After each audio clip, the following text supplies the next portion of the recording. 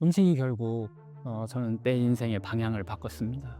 제 병을 치료한 것은 약이 아니라 음식이라는 것을 제 몸으로 직접 확인했어요. 또 의사로서 또 환자로서 우리가 먹는 음식이 먹는 대로 반응한다라는 것을 음식이 결국 저는 내 인생의 방향을 바꿨습니다. 제 병을 치료한 것은 약이 아니라 음식이라는 것을 제 몸으로 직접 확인했어요. 또 의사로서 또 환자로서 우리가 먹는 음식이 먹는 대로 반응한다라는 것을 수천 번의 어떤 과학적인 데이터보다 저는 강하게 제 몸으로 체험했습니다. 과학적인 언어로 표현하자면 내가 먹은 음식이 혈액의 질을 결정하고 그 혈액이 세포의 상태를 바꾼다라고 하는 거죠. 식사법을 바꾸고 난 후에 가장 먼저 느낀 변화는 일단 속이 좀 편안해졌다는 것이었죠. 장과 소화가 편안해지니까 일단 변의 변화가 일어나요. 황금색 대변이 나오게 되고 체온이 또 좀 따뜻해져요. 그리고 손발이 따뜻해진 거죠. 이건 단순한 어떤 기분의 변화가 아니라 말초 혈류가 회복되고 있다는 신체 반응을 제가 느낀 겁니다. 그리고 제일 또 중요한 것 중에 하나가 사실 피부톤이 상당히 밝아져요. 제가 피부가 상당히 안 좋았었는데 얼굴 피부는 우리 집사람이 제가 결혼할 때 제가 곰본 줄 알았대요.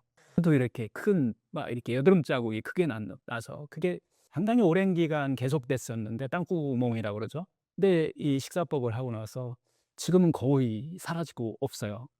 그리고 좀 맑지 않나요? 하여튼 또 그다음에 눈동자에 좀 윤기가 좀 돌게 되고 몸에 피로가 덜 쌓이는 것을 확실히 느껴지는 이런 것을 경험했어요. 그리고 이 피가 맑아진다는 그런 느낌이에요. 그러다 보니까 검사 수치에서도 혈당이 좋아지고 고혈압이 좋아지는 이런 것을 또 제가 당뇨를 계속 하루에 수없이 체크를 하는데 이 혈당 스파이크가 확실히 변화가 일어납니다. 피가 맑아지니까 인슐린 저항성이 개선된 것을 제 스스로 좀 볼 수가 있어요. 이게 바로 음식이 주는 첫 번째 변화입니다. 두 번째 변화는 심장의 리듬의 회복인데요. 이전에는 심장이 자주 불규칙하게 뛰었고요.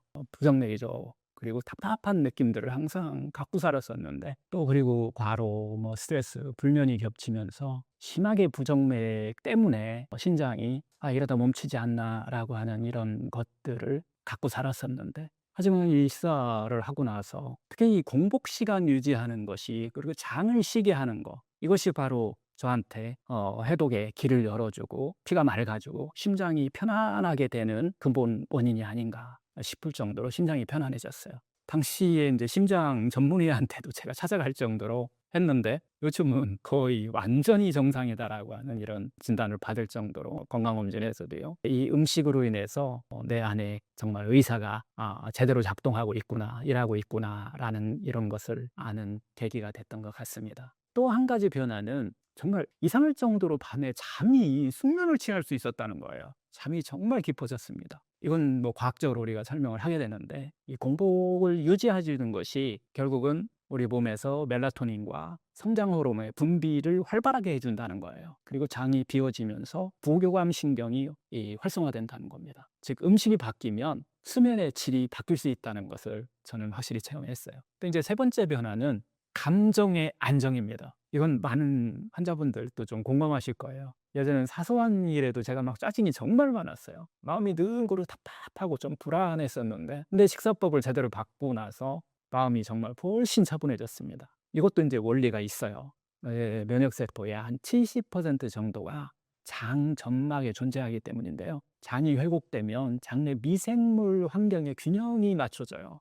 그리고 이 미생물들이 만드는 신경 전달 물질인 이게 바로 이제 우리가 세로토닌이라든가 가바라고 그러죠. 이런 것들이 뇌의 감정 중추를 안정시킵니다. 뇌 안에서는 이제는 안전하다라고 하는 사인을 받게 된다는 거예요.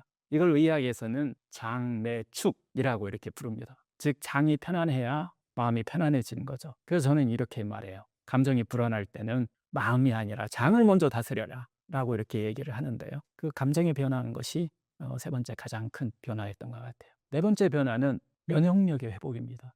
이건 단기간에 느껴지지는 않았는데요. 하지만 몇 년이 지나고 나 보니까 몸이 저항력이 달라졌다는 것을 확실히 느낍니다. 예전에는요, 피곤하면요, 여기저기 아파요. 허리도 아프고, 특히 이제 감기를 막 이렇게 걸리게 되면 잘 안 낫고, 오래가는 이런 것이 있었는데, 지금은 몸이 좀 피곤해도 이렇게 아프지 않습니다. 이건 면역세포가 제자리를 찾았다면 하나 신호를 제 몸에서 느끼고 있죠. 그래서 면역은 어떤 단순히 백혈구의 수치의 문제가 아니라 혈액의 질과 장내 미생물의 다양성에 의해 결정된다라고 하는 상당히 많은 연구들이 있는데, 결국 음식을 바꾼 것이, 그 밥상을 바꾼 것이 그것을 정상으로 되돌려 놨기 때문에 저는 면역이 상당히 강해졌다는 것을 네 번째 변화로 느끼고 있어요. 마지막 다섯 번째 변화는 이 당뇨와 고혈압이 당연히 안정돼 있고, 그거보다도 집중력과 에너지의 변화가 일어났어요. 식습관을 바꾸기 전에는 늘 피곤하고 머리가 막 흐렸습니다. 그런데 지금은 하루 종일 집중이 너무 잘 돼요. 이건 혈당과 염증 반응의 어떤 변화가 내 몸에서 일어났다는 거죠. 결국 혈당이 급격히 오르게 되면은 뇌혈관 내피세포에 염증이 생겨요. 그래서 이게 바로 우리가 머리가 멍한 증상 있잖아요. 이거 브레인 포그라고 하는 이런 증상을 만드는 주범이 이거예요. 예, 염증입니다. 염증. 뇌혈관 내피세포에 염증이 일어날 정도로 혈액이 탁했던 거예요. 하지만 식사 순서 조절하고 나서 혈당이 완만하게 오르고, 혈당 스파이크가 사라지고, 당독소가 사라지고, 뇌는 안정적으로 이제 에너지를 받게 된 거죠. 그 결과 생각이 맑고 감정이 상당히 부드러워진 거, 이게 바로 또 큰 변화가 아닌가 싶습니다. 이제 저는 어떻게 보면 좀 확신합니다. 밥상이 최고의 병원이다. 병원 없는 세상. 여기서 나온 겁니다. 뭐 의학적으로 보든 뭐 심리적으로 보든 결국 우리의 회복은 식탁에서 시작돼야 됩니다. 오늘 한 끼를 조금만 좀 다르게 한번 먹어보세요. 먼저 과일 한 입, 그 다음에 이채소 한 접시, 그리고 천천히 이 씹는 이런 시간들, 이 단순한 변화들이 내 안의 의사들을 깨우는 가장 중요한 요소입니다. 음식이 바뀌면 몸이 결국 달라지고, 몸이 달라지면은 인생이 달라집니다. 요즘 사람들은 좀 어떻게 보면 이제 무엇을 먹느냐도 중요하지만 얼마나 빨리 먹고 있는지가 더 여기에 더 익숙해져 있는 것 같아요. 편의점 도시락, 배달 음식, 뭐 인서트 간편식. 현대인의 밥상이 편리는 하지만 점점 생명력을 잃어가는 이런 식사를 우리가 하고 있어요. 그래서 오늘은 현대 식습관의 5가지 어떤 문제와 그중 무엇부터 바꾸면 좋은지를 한번 이야기를 좀 해볼까 하는데요. 첫 번째 문제는 정말 가공식품 중심의 식탁으로 너무 많이 바뀌었다. 현대인은 한 70% 이상은 하루 한 끼 이상을 가공식품을 먹는다고 해요. 하지만 그 안에 뭐 여러분들 아시잖아요. 설탕, 소금, 식품 첨가물, 트랜스 지방, 우리 세포에 독소를 유발하는 식품들이 충분히 들어있다는 거예요. 아주 충분. 이 성분들은 단순히 살을 찌우고 뭐 이런 것이 문제가 아니라 세포 추진에서 염증과 인슐린 저항성을 문제를 일으킨다는 겁니다. 특히 이 햄, 소세지, 베이컨, 핫도그 같은 이런 가공육은 WHO에서도 이 확정 발암 물질이라고 하죠. 사실은 세포한테는 강력한 독소를 만드는 물질들이죠. 이런 것도 좀 바꿔보면 어떨까요? 하루 한 끼는 좀 자연식으로 신선한 채소의 곡물 중심으로 시작하면 어떨까 싶습니다. 두 번째 문제는 너무 자주 먹는다는 거예요. 그리고 너무 늦게 먹는다는 겁니다. 너무 늦은 시간에 먹는다는 거예요. 대부분 사람들은 하루 내내 뭔가를 먹습니다. 출근길에는 커피, 점심 후에는 뭐 디저트, 또 야식, 음주, 뭐 음료수, 안에 있는 이 소화기관은 4시간 이 내내 일하는 구조가 되는 경우가 많아요. 이건 마치 한 번도 쉬지 못하는 엔진을 계속 돌리는 것과 같습니다. 결국 간과 장은 피로해지게 되고 해독 효소와 소화 효소의 균형이 무너지게 됩니다. 한번 바꿔보세요. 조금 공복 시간을 좀 만들어 주세요. 식사와 식사 사이에 최소한 5시간, 밤엔 12시간 정도 이상은 좀 우위를 좀 쉬게 해주는 이런 것들을 한번 가져보는 것이 좋은 치유법이 될 수 있습니다. 그게 결국 몸의 회복 리듬을 되찾는 첫걸음이 될 수 있습니다. 세 번째 문제는 국물과 함께 먹는 게 식사예요. 우리 이제 한국인 식단 중에서 국물 문화가 뭐 이렇게 발달해 있기 때문에 짠 국물은 결국은 인슐린 호르몬을 자극하게 돼요. 또 뭐 다 아시다시피 의점막 자극하시는 거 아시잖아요. 그리고 의암의 주요 원인, 한국인이 지금 의암이 가장 전 세계적으로 비율이 높죠. 또 식사 중에 물이나 이런 국물 같은 것을 같이 마시게 되면 우리에게 어떤 희석됨으로 인해서 소화 효소가 약해지는 원인이 되죠. 이것 좀 한번 바꿔보면 식사 중에는 국물을 좀 최소화하고 식사 후에 한 2~3시간 뒤에 물을 마시기 시작하는 거. 이런 단순한 변화만으로도 속이 편안해지고 더부룩함이 좀 개선되는 것을 좀 느낄 수 있습니다. 네 번째 문제는 현대인 식단 중에 이게 상당히 좀 풍요로운 거 보이지만은 사실은 세포가 필요한 영양소는 너무 부족하다는 거예요. 이것을 우리가 풍요 속의 빈곤병에 우리가 시달리고 있어요. 영양소의 불균형 문제인데요. 첫째는 양질의 식물성 단백질이 부족합니다. 고기나 계란은 충분하지만은 콩이나 두부, 뭐 이렇게 바라현미, 견과류 같은 이런 식물성 단백질은 상당히 많이 부족하다는 거예요. 이 식물성 단백질은 혈액을 알칼리화 시켜주는 역할을 해요. 간과 신장의 부담을 줄이면서 세포 재생을 돕는 깨끗한 에너지 역할을 한다는 겁니다. 둘째로는 살아있는 비타민의 결핍입니다. 비타민제를 먹는다고 이거 해결되지 않습니다. 조리나 가공 과정에서 파괴되지 않는 이 생비타민을 섭취해야만 우리 몸에서 세포들은 제대로 일을 시작합니다. 시중에 판매되는 비타민 C는 자연의학관점에서 보면 어떻게 보면 초가공된 죽은 비타민입니다. 잎채소와 과일 속에 이 자연 비타민 C, 그 안에 또 폴리페놀, 카로티노이드, 항산화제가 함께 조화를 이루었을 때 이렇게 살아있는 식물성 영양소가 혈관을 보호해줘요. 염증을 줄여주고요. 항산화 시스템에 어떻게 보면 연료로 같이 작용할 수 있다는 거죠. 하지만 우리가 대부분의 막 다 익힌 음식, 포장식품 위주로 먹기 때문에 지금 현재 이런 비타민은 우리가 섭취 양이 너무 부족하다는 겁니다. 셋째는 미네랄의 불균형인데요. 정제식품의 과잉 섭취로 인해서 칼슘, 마그네슘, 나트륨, 칼륨의 이런 균형이 무너졌다는 거예요. 이 미세한 불균형이 세포의 전해질 흐름을 좀 방해하게 되고 신경과 근육의 긴장을 초래한다는 거예요. 그래서 결국 피로와 불면으로 이어지기도 합니다. 몸이 지친 게 아니라 세포의 연료를 잃은 것이 문제라는 겁니다. 결국 회복의 핵심은 무엇을 더 먹느냐가 아니라 진짜 살아있는 영양을 되찾는 것입니다. 요거 한번 이렇게 바꿔보면 어떨까요? 매일 최소 한 끼는 우리가 5-3식단법이라고 얘기하죠. 다양한 잎채소와 뿌리채소 먹는 겁니다. 그리고 콩, 견과류, 해조류, 발화곡식 같은 것으로 한번 채워보면 어떨까요? 이게 바로 세포를 살리는 기본 공식입니다. 마지막 5번째 문제는 너무 빨리 생각 없이 먹는다는 거예요. 현대인들이 정말 씹는 시간을 거의 잃어버린 것 같아요. 식사는 10분 안에 다 끝내고 막 또 그 먹는 사이에도 휴대폰 보고 아무 막 생각 없이 그냥 먹는 거예요, 그냥. 그런데 씹는 동안 분비되는 이 침 속의 이 효소 같은 경우는 이 소화뿐만 아니라 이게 바로 또 부교감 신경을 활성화시켜주는 역할을 해요. 그래서 혈압도 낮춰주고 심장을 안정시켜주는 역할을 합니다. 얼마나 많이 씹느냐에 따라서 혈압의 변화가 오고 심장의 안정을 해준다는 거예요. 한 입당 한 30번 정도 씹으면 어떨까요? 이 단순한 습관 하나가 아마 소화, 혈당, 뭐 수면, 혈압까지 다 바꿔줄 수 있는 시작점이 될 수 있습니다. 많은 분들이 이제 뭘 먹어야 하나요? 라고 이렇게 묻습니다. 하지만 그보다 먼저 물어야 할 질문은 무엇을 줄일까입니다. 식습관을 바꿀 때 원칙은 단순합니다. 빼는 게 먼저, 더하는 건 나중입니다. 자, 1단계로 간식과 음료를 좀 줄여보세요.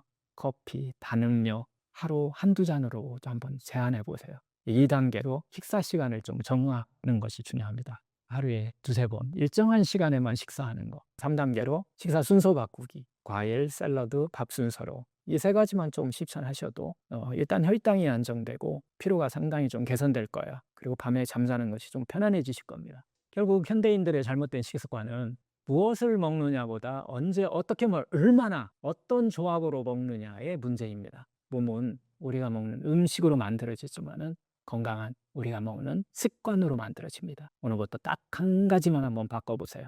식사 순서든 식사 시간 간격이든 그 한 가지 변화가 내 몸의 의사들을 깨울 것입니다. 농약 범벅인 채소와 과일을 먹으면 어떤 일이 일어나나요? 농약을 많이 먹은 채소나 과일을 먹는다. 여러분 한번 상상해 보세요. 오늘 아침 건강하려고 이렇게 먹었던 꺼냈던 이 상큼한 사과 한 알이 그냥 막 깨끗하게 씻고 껍질까지 막 내가 아삭하게 이렇게 베어 먹었는데 그 한 입 속에 눈에 보이지 않는 이 농약 칵테일이 숨어 있다면 이것은요 씻어도 또 껍질을 벗겨도 사라지지 않습니다. 우리는 매일 그걸 몸속에 조금씩 만약에 먹고 있다면 어떤 일이 벌어질까요? 오늘은 농약 범벅 채소와 과일이 우리 몸속에서 벌이는 일들, 의학과 자연치유의학의 시선에서 조금은 무섭게 한번 이야기를 좀 해드릴까 합니다. 먼저요. 일단 농약은 무조건 악마는 아닙니다.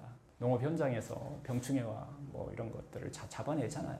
또 잡초를 막아주기도 하고 결국 수확량을 많이 드리고 가격을 또 저렴하게 해서 많은 사람이 먹을 수 있게 만들어지죠. 이 상품성을 높이는데 정말 필요한 존재입니다. 하지만 문제는 과다 사용과 잔류 농약 문제예요. 농약은 보통 이제 살충제, 살균제, 제초제 이렇게 이런 식으로 분류가 되는데 이 성분들이 수확 후에도 농산물 표면과 내부에 남아서 우리 몸속으로 들어오게 됩니다. 농약이 들어오는 5단계 몸속 여정이 있는데요. 첫 번째 관문이 있죠. 입이죠, 당연히. 입속에서 바로 흡수가 되기 시작합니다. 결국 농약은 단순히 껍질에만, 농산물의 껍질에만 묻어 있는 게 아닙니다. 비에 씻겨내려도 물에 담가도 식물의 세포 속까지 스며든 것은 그대로 남아 있습니다. 사과 한 잎을 갖다가 딱 베어보는 순간 그 성분 일부는 혀와 입 안에 있는 점막을 타고 단 몇 초 만에 혈관 속으로 들어갑니다. 마치 손님 초대도 안 했는데 현관이 아니라 거실까지 들어온 그런 경우가 되는 거죠. 두 번째 관문은 간입니다. 간 해독 시스템의 과부하를 일으킵니다. 우리 몸의 해독 공장이 간이잖아요. 그런데 이 간이 그 농약을 처리하느라고 막 효소를 막 불가동합니다. 하지만 농약은 쉬운 독소가 아니에요. 분해 과정에서 오히려 더 막 독성이 강해지는 경우도 있어요. 이것을 우리가 중간 물질이라고 하는데 이런 것들을 생기기도 합니다. 그 과정에서 간은 비타민이나 미네랄 같은 것을 막 거기다 쏟아붓는 거예요. 단백질을 또 막 끌어다 쓰기도 합니다. 활성산소라는 어떤 피로 물질들을 그러다 보니까 왕창 만들어내는 거예요. 그래서 결국 간이 지치게 되면은 다른 독소 처리까지 밀리게 돼요. 그래서 온몸의 피가 탁해지는 원인이 된다는 겁니다. 세 번째 관문은 장내 미생물하고 관계예요. 이 미생물을 파괴시킨다는 겁니다. 농약은 해충만 죽는 게 아닙니다. 우리 장 속에 유익균도 공격합니다. 면역세포의 한 70% 이상이 장에 모여 사는데 이 유익균이 무너지면 장 점막이 손상되는 거예요. 장루스라는 얘기 들어보셨잖아요. 결국 장루스의 원인이 농약하고도 관련이 있을 수 있다는 거예요. 물론 농약뿐 아니라 뭐 음식 찌꺼기, 세균, 독소까지 뭐 장루스가 일어나면은 다 피 속으로 막 직행하잖아요. 이게 바로 이제 만성염증의 시작이 될 수 있다는 겁니다. 네 번째 관문은 신경계와 호르몬 교란을 일으키게 되는데요. 농약은 곤충의 신경을 마비시키는 화학물질이에요. 그런데 사람의 신경계 원리도 크게 우리가 곤충과 비슷하지 않아요. 특히 유기인계 농약 같은 경우는 신경을 계속 흥분 상태로 만들어주는 그런 역할을 해요. 그러다 보니까 우리한테 두통과 불면을 만들기도 하고 집중력 저하, 또 손발 떨림을 유발하기도 합니다. 이유 없이 손발 떨린다고 하는 분들이 상당히 많이 있으신데 뭐 이런 것들도 좀 관련이 있을 수 있다는 거예요. 또 어떤 농약은요, 호르몬 균형을 무너뜨려서 여성분들한테는 생리불순, 남성분들한테는 정자수 감소를 불러올 수 있어요. 마지막 다섯 번째 관문은 혈액과 면역 시스템에 어떤 미치는 영향을 주는 것들인데요. 결국 분해되지 못한 이 농약 성분은 혈액에 결국 남게 되거든요. 그래서 그 혈액에 남아있는 것은 전신에 돌아다니면서 만성염증 반응을 유발하는 원인이 될 수 있다는 거예요. 면역세포가 이건 이물질이다라고 인식하고 싸우기는 시작하는데 문제는 매일 이런 싸움을 반복하다 보면은 만성염증이 계속 일어날 수 있는 그런 시스템으로 바뀌어버린다는 거예요. 결국 이 만성염증은 결국은 암이나 심혈관계 질환, 자가 면역 질환의 뿌리가 되는 거죠. WHO 세계보건기구 보고서에 따르면요, 매년 전 세계 한 200만 명 이상이 농약 중독 증상을 겪는다고 해요. 근데 대부분 사실은 농업 종사자리죠. 일반인들 너무 여기 또 막 불안해할 필요는 없습니다. 그렇지만은 일반인들도 저농도 장기 노출을 하게 되면 위험이 커질 수 있다라고 하는 경고인데요. 꼭 식약처 2023년 보고서에 의하면요, 시중의 농산물의 98%는 법적 잔류 허용 기준이 이내라는 거예요. 지금 돌아다니고 있는. 그런데 기준치 이내라고 해도 이게 문제는 장기 섭취예요. 이렇게 되면 건강에 영향을 미칠 가능성이 상당히 있다라고 이렇게 또 식약처에도 기록이 돼 있어요. 2018년에 프랑스에서 발표한 이 7년간 6만 9천 명을 추적한 연구 결과도 한번 보고된 적이 있거든요. 유기농 식품 섭취가 많은 그룹들은 암 발병 위험이 한 25% 정도 낮았다고 보고가 되어 있습니다. 연구진은 그 이유로 인해서 바로 농약 노출 감소 때문에 그러지 않나라고 이렇게 그것을 기록에 남겼는데요. 어떻게 보면 이제 의학적으로는 뭐 전체적으로 많이 축적되면 병이 온다라고 하는 것은 이제 누구나 다 아는 사실이 된 것 같아요. 근데 이걸 좀 자연치유 관점에서 보면은 하루치 농약은 조금씩 미미할 수 있지만은 그걸 1년, 5년, 10년 이 정도 되면 결국 간이나 장이나 면역 시스템에 조금씩 영향을 미칠 수 있다라고 보는 겁니다. 그리고 그 틈을 타가지고서 거기다가 문제는 겹치는 거예요. 스트레스, 뭐 감염 같은 거, 수면 부족 같은 것이 같이 겹치게 되면은 결국 암이나 자가면역 질환 같은 큰 병을 만들 수 있는 요인이 될 수 있다라고 하는 겁니다. 그래서 저는 환자들에게 이렇게 좀 말씀드려요. 모든 걸 유기농으로 다 바꾸기는 어렵더라고 해도 생으로 먹는 거 있잖아요. 샐러드나 생채소, 껍질째 먹는 과일만큼은 유기농이나 무농약으로 좀 써라. 특히 암을 갖고 있거나 갖고 있는 분들은 나을 때까지라도 그렇게 좀 권해드리기도 하는데요. 어떤 분은 또 열을 가해서 이것을 사용하면 잔류농약이 분해되지 않냐라는 그렇게 물어보시는 분도 있는데 일부는 맞아요. 하지만은 그래서 열에 가하는 것은 우선순위를 좀 낮추더라도 생으로 먹는 것은 가능하면 집에서 키워서 드시든지 특히 질병이 있으면은 그 선택을 하시면 권해드리는데요. 여튼 여러분 그렇다고 농약이 무섭다고 채소와 과일을 이렇게 딱 끊어버리겠다 이건 답은 아닙니다. 중요한 것은 어떤 걸 고르고 어떻게 먹느냐라고 하는 거예요. 마트에서 장을 볼 때 그저 예쁜 거 싼 것만 고르지 말고 라벨을 한 번만 더 확인하시고 그리고 또 하나 중요한 것은 씻으면은 상당히 많이 이 잔류농약을 해결할 수 있다는 겁니다. 씻는 과정을 한 번 더 하는 것 이런 것들이 건강을 지키는 길이기도 합니다. 오늘 한 끼가 내일의 면역력을 10년 후의 건강을 바로 결정합니다. 농약 우려되는 채소 과일 어떻게 먹어야 할까요? 여러분 이 상추 한 장에 농약이 몇 종류나 묻어 있는지 혹시 아세요? 심지어 어떤 건 물로 씻어도 껍질을 벗겨도 속에 남아 있습니다. 그런데 이제 걱정하지 마세요. 오늘 제가 알려드리는 방법대로 하면 집에서도 80% 이상 농약의 흡수를 줄일 수 있습니다. 몇 분의 그 씻는 정성이 앞으로 10년 뒤 여러분의 건강을 상당히 지켜줄 거예요. 그럼 부엌에서 바로 한번 따라해 보세요. 많은 분들이 채소, 과일, 세척에 대해서 잘못 알고 있는 부분이 있어요. 우리가 흔히 오해하는 세 가지가 있는데요. 첫 번째, 흐르는 물로만 씻으면 다 제거된다라고 하는 오해입니다. 일부 수용성 농약은 제거돼요. 하지만 기름에 잘 녹는 농약은 그대로 남습니다. 두 번째 오해는 껍질만 벗기면 안전하다라고 하는 생각이에요. 농약은 껍질뿐만 아니라 과육 속까지 스며들어 있습니다. 세 번째는 뜨거운 물에 데치면 괜찮다라고 하는 분들도 많이 있어요. 근데 이것도 뭐 전혀 틀린 얘기는 아니지만 일부는 줄지만은 결국은 어느 정도 또 남아있고 영양소 손실도 커집니다. 자꾸 끓이게 되면. 그래서 세척은 농약의 성질을 우리가 정확하게 알고서 세척하는 것을 한번 선택하시면 좋습니다. 농약은요 크게 두 가지로 나눌 수 있어요. 하나는 물에 잘 녹는 수용성 농약, 다른 하나는 기름에 잘 녹는 지용성 농약. 수용성 농약은 말 그대로 물에 잘 녹으니까 물에 담그거나 흐르는 물로 씻으면 잘 빠져나갑니다. 반면에 이 지용성 농약은 물로 닦는 걸로는 힘듭니다. 기름에 잘 녹기 때문에 이때는 여러 가지를 쓰시는 거예요. 이때 쓰는 게 이제 중성세제, 베이킹소다, 식초를 이용해서 제거하시게 되면 효율이 상당히 높습니다. 한국식품연구원이라는 곳이 있는데 이곳에서 실험한 연구 결과를 보면요.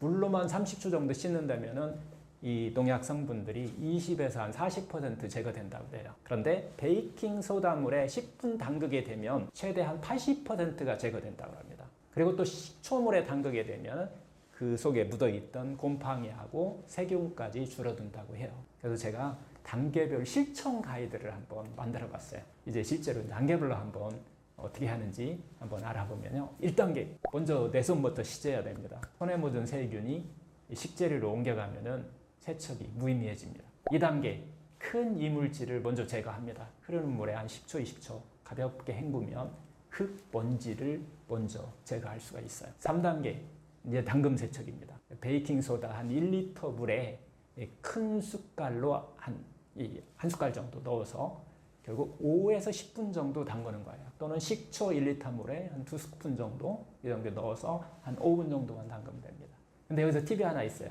식초와 베이킹소다를 동시에 같이 쓰면 좋을 것 같은데 이건 그러면 안 됩니다. 따로 써야 됩니다. 섞으면 중화돼서 효과가 뚝 떨어져요. 4단계는 좀 문질러 씻는 것도 좀 필요해요. 뭐 사과라든가 이런 딱딱한 표면이 좀 닦아도 될 수 있는 것들이 있잖아요. 오이, 사과 이런 것들 단단한 껍질 같은 것은 부드러운 솔로 조금 살살 문질러서 닦는 것이 효율적입니다. 5단계는 흐르는 물 헹굼입니다. 다 담그고 뭐 이렇게 하더라도 마지막 뒤에 반드시 흐르는 물로 한 2, 30초 정도 이상 이렇게 헹기우면은 나머지 묻었던 것들이 다 제거되겠죠. 6단계는 물기 제거를 하시는 겁니다. 키친타올 같은 걸로 툭툭 두드려서 물기를 빼야 세균 번식을 막을 수 있어요. 또 식재료별로도 또 세척 팁이 좀 있는데요. 채소별로 조금씩은 다릅니다. 잎채소, 뭐 상추나 깻잎 같은 경우는 한 장씩 떼어서 하셔야 돼요. 그래서 물에 흔들어 가지고 세척 후에는 뭐 식초물에 한 5분 정도, 3분 정도 담궜다가 또 헹구는 과정을 하나씩 해결하시는 게 좋고요. 또 포도나 뭐 토마토 같은 거 뭐 이런 것들은 꼭지를 제거한 후 꼭지 부위에 많이 또 묻어 있으니까 베이킹 소다물에 한 5분 정도 담궜다가 흐르는 물로 헹구면 되고요. 딸기 같은 경우는 또 과육이 바로 우리가 먹을 수 있는 거기 때문에 꼭지를 제거하지 않고 씻어야 비타민 C 손실을 막을 수가 있어요. 그리고 식초물에 한 1, 2분 정도 좀 담갔다가 헹궈서 드시면 되고요. 감자, 고구마 같은 경우는 솔로 좀 닦을 필요도 있습니다. 문질러서. 근데 이거 꼭 삶기 전에 미리 닦으셔야 돼요. 삶은 담이 아니고 삶기 전에 닦는 것이 중요합니다. 여러분, 세척을 해도 100% 농약은 없앨 수 없습니다. 왜냐하면 일부 농약은 씨앗 단계나 뿌리에서 흡수되기 때문인데요. 그래서 저는 이렇게 권합니다. 가능하면 유기농, 무농약 식품을 선택하시되 세척은 농약 줄이기다. 그래서 세균 줄이고 농약 줄이고 하는 그런 용도로 사용하신다. 그리고 남아있는 독성은 바로 우리 스스로 내 몸이 스스로 해결할 수 있는 그런 능력을 키워주는 게 중요하다. 특히 간 해독이 중요하기 때문에 우리가 간을 해독하고 할 수 있는, 도와줄 수 있는 그런 식품을 자주 섭취하시라는 거예요. 그래야만 남아있는 독성까지 우리 몸에서 해결할 수 있습니다. 간을 해독하는 식품은 진한 주황색인가요? 녹황색인가요? 브로콜리라든가 뭐 비트, 마늘, 양파 같은 이런 것들이 다 간을 해독하는데 좋은 식품들입니다. 특히 암 환자, 자가면역질환 갖고 계신 분들은 가능하면 유기농, 무농약 식품 선택하는 것을 권해드립니다. 여러분, 농약 세척은 한 번 잘하는 것보다 매번 꾸준히 잘하는 게 중요합니다. 오늘 저녁 식탁 위에 채소와 과일을 씻을 때 그 몇 분의 그 정성이 10년 후에 자기의 건강을 지키는 하나의 보험이 된다는 거예요. 깨끗한 재료, 안전한 식습관, 튼튼한 몸, 이 세 가지가 함께 갈 때 좋은 채소와 과일 고르는 방법이 있을까요? 혹시 마트에서 유기농, 무농약, 친환경 이 라벨들을 보면서 이거 뭐가 다른 거야? 장바구니 이렇게 하시다가 좀 멈춰 서신 적이 있지 않으신가요? 다 가격이 좀 다르지 않나요? 어떤 경우는 가격은 비싸고 결국은 다 몸에 좋은 것 같지만은 막상 그 기준 자체가 좀 모호한 경우가 있어요. 근데 이 기준을 정확하게 아는 순간 장보기 습관이 완전히 달라질 수 있습니다. 오늘은 이 헷갈리는 이 용어들을 아주 쉽게 한번 이야기를 해보겠습니다. 먼저 채소와 과일부터 보겠습니다. 첫 번째, 유기농이라는 이야기가 쓰이는 경우가 있는데 한국에 유기농 인증을 해주는 기관이 있어요. 국립기관이 있죠. 이 기관에서 보면은 최소 3년 이상입니다. 농약과 화학비료, 제초제를 전혀 쓰지 않은 토양에서 자라야 돼요. 그리고 또 유기농의 종자나 모종까지도 그렇게 키워야 됩니다. 이곳에서는 잔류 농약 검사까지 통과를 해야 됩니다. 여러 가지의 조건을 모두 충족해졌을 때 유기농 인증 마크를 받을 수 있어요. 미국도 비슷한데요. 미국은 USDA라고 하는 국가기관이죠. 이곳에서 똑같아요. 3년적인 어떤 농약을 쓰지 않고 화학비를 쓰지 않은 거, 이런 원칙은 똑같은데 우리하고는 인증 절차가 더 조금은 국가적인 것이 좀 강해요. 주별로 또 세부 규칙이 좀 다른 것이 좀 있습니다. 두 번째는 무농약입니다. 재배 기간 동안 농약을 전혀 쓰지 않는 거예요. 유기농하고는 조금 다르죠. 토양까지 같이 보느냐라고 하는 게 재배 기간 동안 농약을 전혀 쓰지 않고 화학비료는 상관없어요. 권장량의 3분의 1 이하로만 사용하시면 됩니다. 조금 덜 쓴 거예요. 화학비료 자체도 무농약에서. 그래서 인증 마크를 주게 되는데 이것은 무농약 농산물 로고 마크가 있어요. 가격은 유기농보다 조금 저렴하죠. 그래서 여기서 인증 번호가 있는지를 꼭 한번 보셔야 돼요. 그래서 스마트폰으로 농식품 정보누리 웹을 켜시면 거기다 인증 번호를 딱 입력하시면 누가 언제 어디서 인증받았는지 바로 다 확인이 가능합니다. 미국에서는 무농약이라고 하는 공식 인증 제도 자체가 없어요. 우리나라보다 조금 헐겁습니다. 그래서 농가가 자체적으로 무농약이라고 이렇게 표시할 수는 있어요. 이건 법적 인증이 아니라 소비자가 스스로 신뢰 여부를 한번 확인해야 되는 그런 정도로 지금 하고 있어요. 다음 세 번째는 친환경 농산물인데요. 이 친환경이라고 쓰여 있는 거 이름이 좋죠. 이 친환경은 농약, 화학비료 사용량을 좀 줄였다는 뜻입니다. 무농약은 아닙니다. 2010년 이전에는 저농약이라고 해서 이런 이야기를 썼었는데 지금은 전부 다 신농약 범주를 이렇게 포함시켰죠. 이것도 꼭 라벨을 한번 확인하시면 좋습니다. 그리고 한번 QR코드로 딱 확인해 보시면 전체적으로 이력이 다 나오기 때문에 쉽게 구별이 가능합니다. 우리나라 이런 것들은 참 잘 된 것 같아요. 또 세 가지 기준이 있어요. 축산물 기준은 유기, 무항생제, 동물복지 이렇게 구별되어 있는데요. 첫 번째 유기 축산물은 유기농하고 비슷해요. 이 세 가지 조건을 충족해야 되는데요. 첫째는 100% 유기 사료를 써야 됩니다. 유기농 곡물과 풀을 다 사용해야 된다는 거예요. 여기에는 GMO 사료나 농약, 화학비료로 재배된 사료를 먹이면 유기 축산물이 아니에요. 이것도 정확하게 구별해서 인증을 해주기 때문에 믿고 쓰셔도 괜찮습니다. 그 다음에 이제 둘째는 항생제, 합성항균제, 성장 촉진제 같은 거 이런 것들 특히 약품 사용을 전면적으로 다 금지된 거예요. 그리고 세 번째는 동물복지라고 그러죠. 방목시켰든지 동물복지 환경을 충족시켰을 때만 유기축산물이라고 하는 이 로고를 인증 마크를 받을 수 있습니다.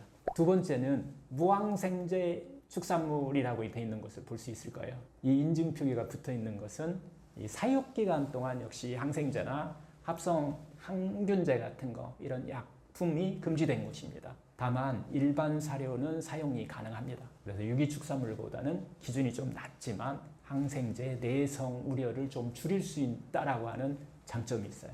그 다음에 이제 동물복지 인증인데요. 이것은 이제 동물복지는 사육밀도 좀 낮추고 자연광, 자연환경을 제공하면은 여기에 이제 포함할 수가 있는데요. 근데 약품과 사료 같은 그런 기준은 유기축산물과 무항생제와는 별도 조건이에요. 다르다는 거예요. 이거의 핵심 목표는 동물 스트레스 최소화하는 거에 초점이 맞춰져 있습니다.